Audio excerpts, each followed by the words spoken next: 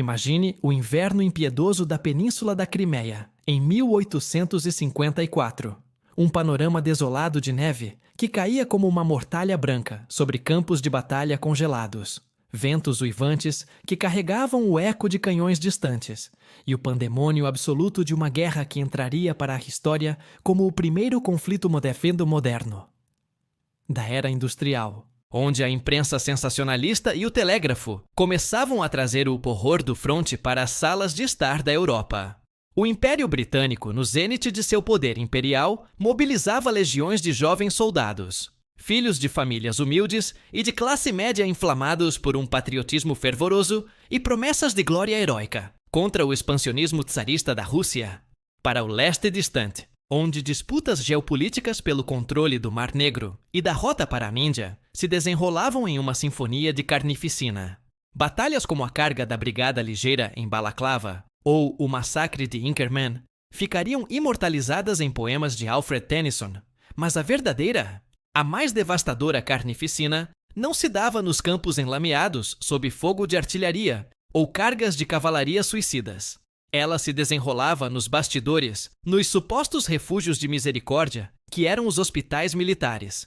Esses imensos complexos que se revelavam não santuários de cura, mas verdadeiros matadouros de almas e corpos. Lugares onde a morte não era o epílogo dramático da bravura em combate, mas o desfecho banal e evitável de uma incompetência sistêmica, de uma indiferença burocrática e de um sistema médico vitoriano, que era primitivo, desumano e letal em sua ineficiência crônica.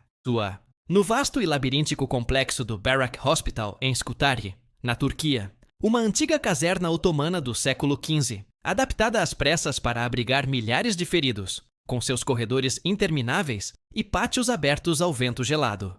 4.000 leitos supostamente humanitários abrigavam não só os mutilados por baionetas russas ou estilhaços de obuses, mas vítimas de um inimigo invisível, traiçoeiro e epidêmico. Infecções galopantes que transformavam feridas superficiais em gangrena purulenta. Febres que consumiam os convalescentes como fogo devorando palha seca fome atroz que enfraquecia os sobreviventes até o colapso. E uma negligência absoluta que beirava o genocídio institucionalizado. Soldados chegavam aos portões do hospital exaustos, cambaleantes, os uniformes rasgados e ensanguentados, apenas para serem depositados em catres de madeira crua, infestados de pulgas e piolhos, sem um lençol limpo para cobrir suas feridas abertas e supurantes, sem um gole de água potável para aplacar a desidratação febril, sem qualquer vestígio de dignidade humana em meio ao fedor nauseante de pus, vômito, excrementos e decomposição. Cirurgias de emergência, amputações precipitadas de membros gangrenados, extrações de balas alojadas, eram executadas em mesas improvisadas de madeira não esterilizada, sem anestesia, além de um trago rápido de rum barato, ou ópio rudimentar. E instrumentos enferrujados, manchados de sangue coagulado, passavam de um paciente agonizante para o próximo, sem a menor tentativa de lavagem, espalhando cólera, tifo, disenteria e febres puerperais, como pragas bíblicas liberadas das 7 trombetas do Apocalipse. A taxa de mortalidade nos hospitais britânicos da Crimeia disparava para 42%, um número alarmante e escandaloso, onde mais de 1.500 homens robustos e treinados pereciam por mês não por ferimentos diretos de combate, mas por descaso sistemático, por sujeira acumulada em camadas grossas nos pisos de pedra, por uma hierarquia militar que priorizava protocolos formais sobre higiene básica, por suprimentos médicos inadequados que chegavam tarde demais ou nunca, e por uma arrogância profissional de cirurgiões e oficiais que viam os soldados rasos como descartáveis, meros números em relatórios de guerra. Era um inferno dantesco, um testemunho sombrio de como a civilização europeia do século XIX, com toda a sua engenharia e ciência emergente, tratava seus próprios heróis, deixando-os apodrecer em pilhas de lençóis imundos, gritando por água em delírios febris, ou sucumbindo à gangrena que corroía carne e alma em igual medida. Relatos do correspondente do Times, William Howard Russell, chocavam a nação. Nossos bravos estão morrendo como cães nas ruas, não por balas russas, mas por negligência britânica. O público em Londres fervia de indignação, exigindo respostas, e foi nesse vácuo de liderança e compaixão que uma figura singular, uma mulher de visão profética, emergiu para desafiar o status quo e iluminar as trevas com uma determinação que transcendia gênero-classe. E era. Nesse abismo de desespero coletivo e sistêmico, irrompeu uma presença que alteraria irreversivelmente o panorama da medicina, da sociedade vitoriana e da aplicação prática da fé cristã.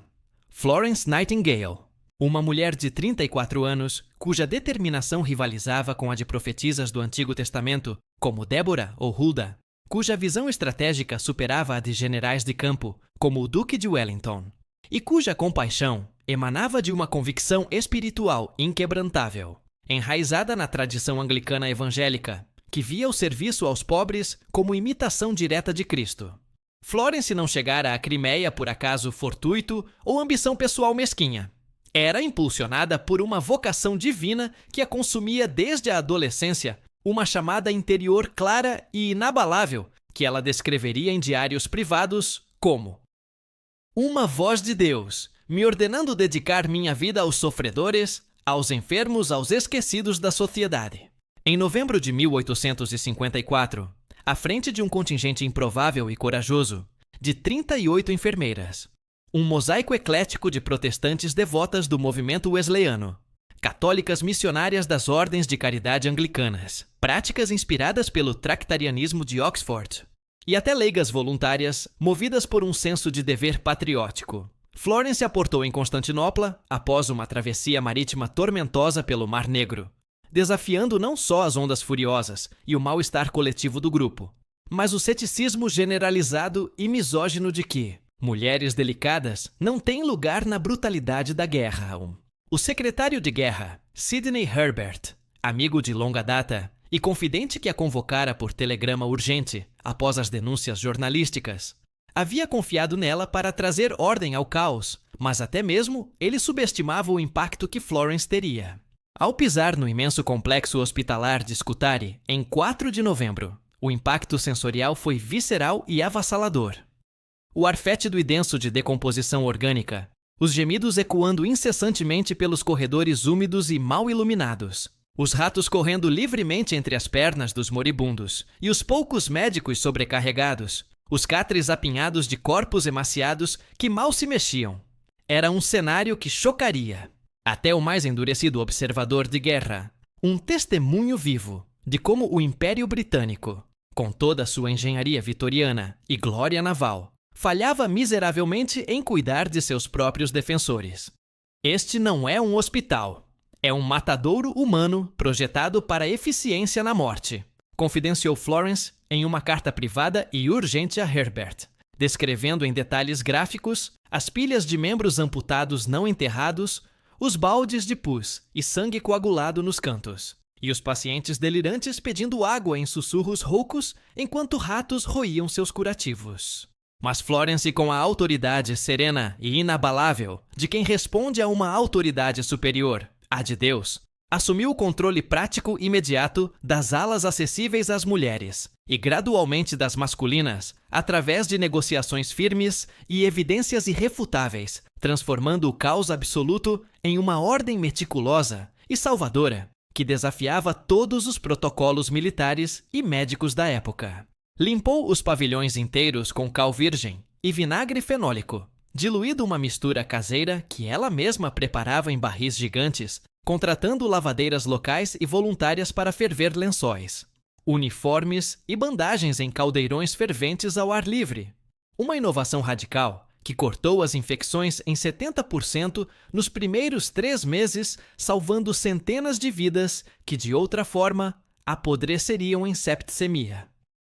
Instalou cozinhas de campanha improvisadas nos pátios, onde suas enfermeiras preparavam sopas nutritivas de carne bovina fresca, vegetais enlatados e farinha de cevada, combatendo a desnutrição endêmica que devorava os convalescentes como uma praga interna. Treinou suas 38 seguidoras em protocolos rigorosos de asepsia que Florence havia aperfeiçoado em estudos europeus. Lavar as mãos meticulosamente, com solução de cal e sabão, antes de tocar qualquer paciente. Esterilizar instrumentos cirúrgicos em água fervente por pelo menos 10 minutos. Isolar pacientes com febre contagiosa em barracas separadas, com telas de gaze, para prevenir a propagação aérea de miasmas.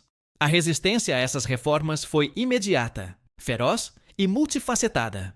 Cirurgiões machistas e aristocráticos a rotulavam de lábapos intrusa histérica e reformadora amadora, argumentando que sua frescura feminina interferia na eficiência militar.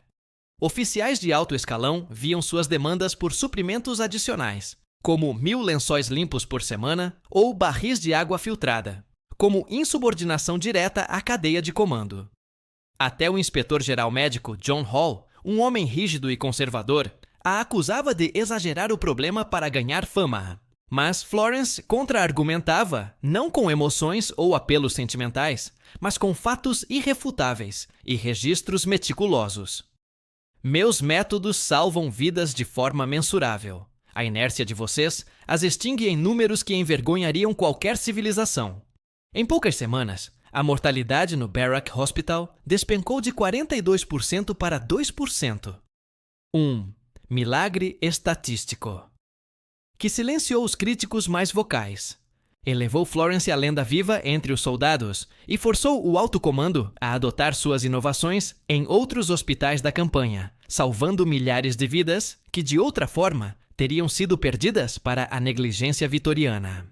O momento mais impactante simbólico e profundamente espiritual de sua estada em Scutari ocorreu nas profundezas da noite, quando o hospital mergulhava em um silêncio opressivo, interrompido apenas por tosses roucas, delírios febris, sussurrados em inglês galês ou irlandês e o ocasional grito de dor de um amputado recente. Exausta após turnos intermináveis de 18 a 20 horas diárias, supervisionando lavagens, distribuindo medicamentos, negociando com fornecedores turcos por suprimentos escassos, Florence pegava sua lâmpada a óleo simples, um instrumento de latão polido com pavio de algodão e reservatório de querosene, que ela mesma acendia com um fósforo, e percorria os quilômetros de corredores escuros e labirínticos, inclinando-se sobre cada catre para verificar pulsações débeis com dedos treinados, trocar curativos úmidos e fedorentos por faixas limpas, oferecer um gole de água fresca de um jarro esterilizado ou uma palavra de encorajamento aos que lutavam contra a morte iminente, segurando mãos calejadas e orando silenciosamente por alívio. Ela vem como um anjo da misericórdia, trazendo luz onde só há trevas, sussurravam os soldados em reverência, que a apelidaram carinhosamente de a Dama com a Lâmpada. Uma imagem poética e icônica que o ilustrador oficial da campanha, William Simpson, do Illustrated London News, eternizaria em gravuras detalhadas que circularam pela Europa como panfletos devocionais, inspirando canções folclóricas nas tabernas de Londres, poemas românticos de Alfred Tennyson, e até hinos anglicanos que celebravam a luz da compaixão na noite da guerra. Essas rondas noturnas não eram mero dever profissional ou filantropia passageira. Eram atos de fé encarnada e radical, ecoando o mandamento central do Evangelho em Mateus 25, 35, 40. Tive fome e me destes de comer. Tive sede e me destes de beber. Estive enfermo e me visitastes. O que fizestes a um destes meus pequeninos irmãos, a mim o fizestes.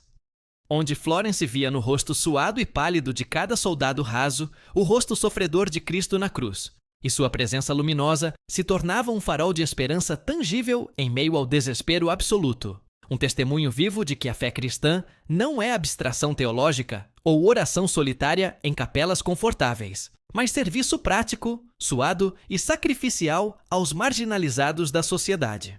No entanto, o preço pessoal desse ministério noturno era alto e irreversível. O ar úmido e contaminado de Scutari, carregado de miasmas fétidos e partículas infecciosas, penetrou seus pulmões e Florence contraiu febre brônquica aguda, uma infecção pulmonar crônica agravada pelo frio constante e pela exaustão acumulada, que a debilitaria pelo resto da vida, transformando sua constituição robusta e atlética em uma fragilidade constante que a forçaria a repousos forçados e tratamentos com opioides para dor. Apesar dessa aflição pessoal, Florence persistia com uma resiliência espiritual que beirava o sobre-humano redigindo relatórios noturnos urgentes e detalhados para Londres sob a luz tremulante de sua própria lâmpada.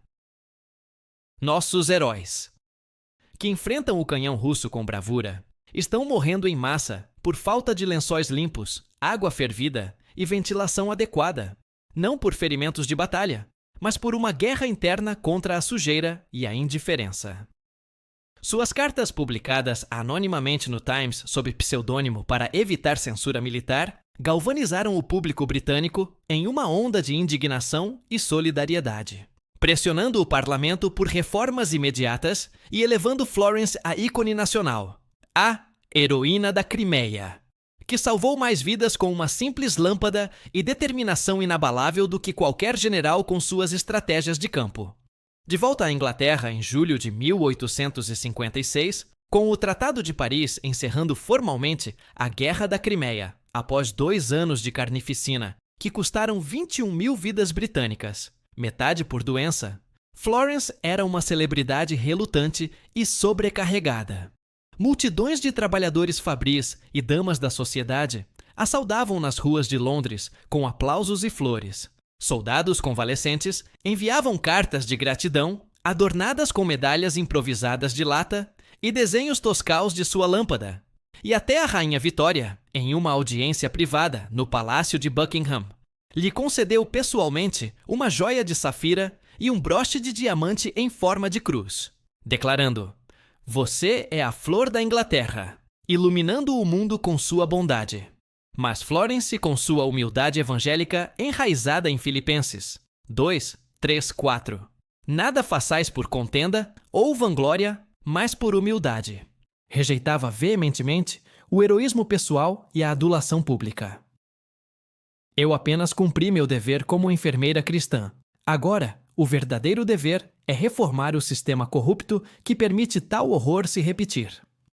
Isolada em sua casa modesta em South Street, Mayfair, para recuperar a saúde debilitada pela bronquite crônica, Florence usou sua influência recém-adquirida e rede de contatos políticos para lançar uma ofensiva intelectual estratégica e incansável contra as raízes do problema.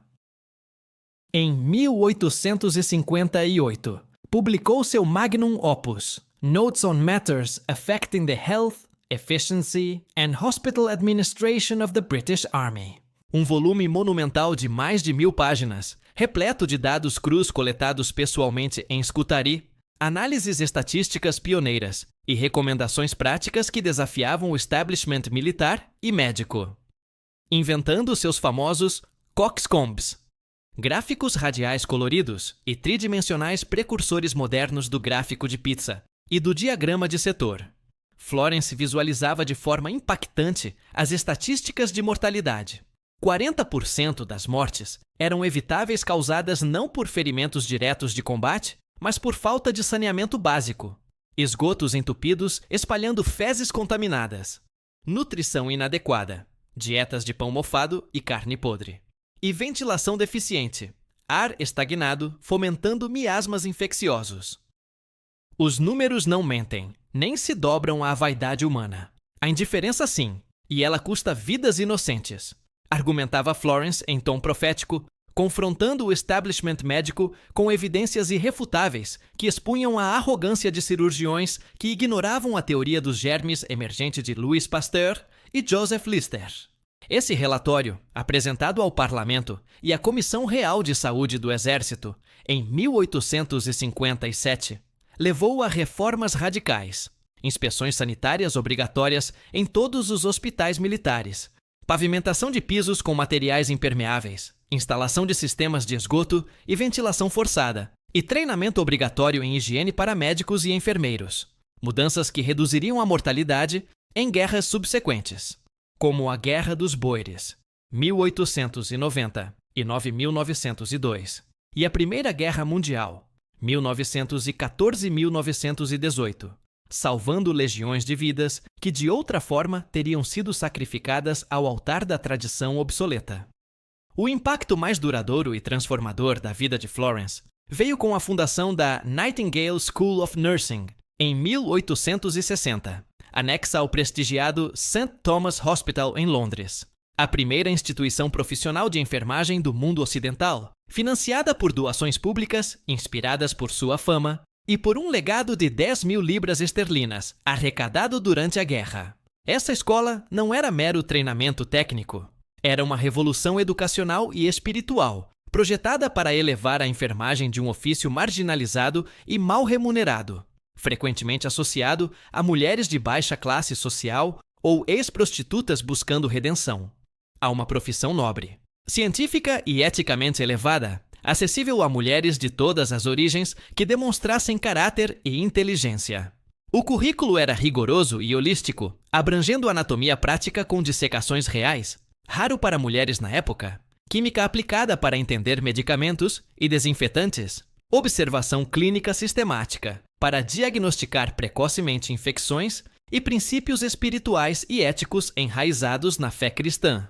A enfermagem é o serviço mais próximo de Deus, pois cuida do corpo como templo do Espírito Santo e do espírito como imagem do Criador, enfatizava Florence em palestras inaugurais, citando Tiago 1:27. Religião pura e imaculada é esta: visitar os órfãos e as viúvas nas suas tribulações.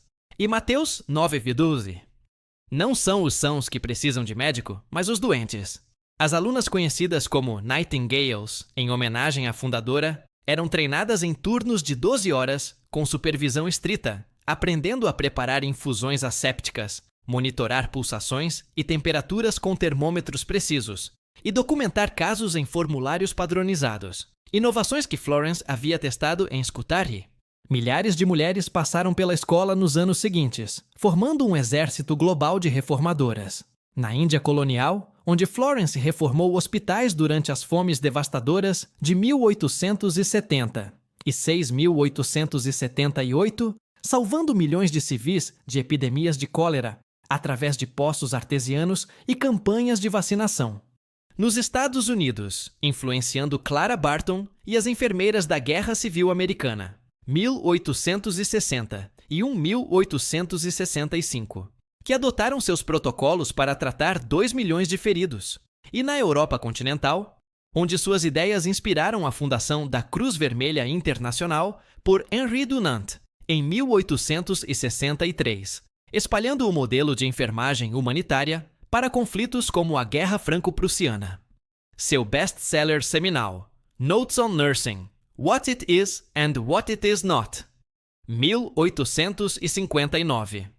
Com 15 edições em poucos meses e tradução para francês, alemão e italiano, popularizou conceitos revolucionários que moldariam a medicina moderna. Ventilação cruzada em quartos hospitalares para dissipar miasmas, reduzindo infecções respiratórias em 50%. Dietas balanceadas com proteínas e vitaminas para convalescentes, combatendo escorbuto e raquitismo. O papel da enfermeira como observadora científica e defensora do paciente, não mera serva submissa. E a ênfase na prevenção. A verdadeira enfermagem é arte e ciência. É prevenir a doença tanto quanto curá-la, honrando a criação de Deus, através da limpeza e do cuidado diligente. Esse livro, escrito durante sua convalescença inicial, se tornou manual obrigatório em escolas médicas, salvando incontáveis vidas indiretamente e elevando a profissão de enfermagem de humilde servidão à carreira intelectual e moralmente elevada. Apesar das conquistas monumentais e do reconhecimento global, a saúde de Florence Nightingale atraiu precocemente e de forma inexorável a febre brônquica contraída em Scutari. Evoluiu para uma neurastenia crônica e insônia debilitante, agravada por anos de exaustão e exposição a patógenos, forçando-a a um confinamento quase total à cama, em sua casa discreta em South Street, Mayfair, de 1860 em diante. Um exílio pessoal que duraria mais de 40 anos, transformando sua constituição robusta e atlética em uma fragilidade constante que exigia repousos forçados, tratamentos com opioides para dor crônica e uma rotina de dieta frugal prescrita por ela mesma. Mas sua mente afiada como uma lâmina cirúrgica e incansável como a fé que a sustentava, continuou a laborar com uma produtividade sobre-humana, ditando volumes de relatórios, cartas e tratados de seu quarto, transformado em escritório, rodeada de pilhas de papéis gráficos e livros de referência médica. De sua reclusão voluntária, Florence orquestrou campanhas contra o vício em opioides na Índia colonial, expondo o comércio britânico de ópio como assassinato lento e imperialista. Em relatórios confidenciais ao parlamento, em 1866, pressionando por regulamentações que salvariam milhares de viciados. Reformou instituições de maternidade com Introductory Notes on Lying in Institutions, 1871.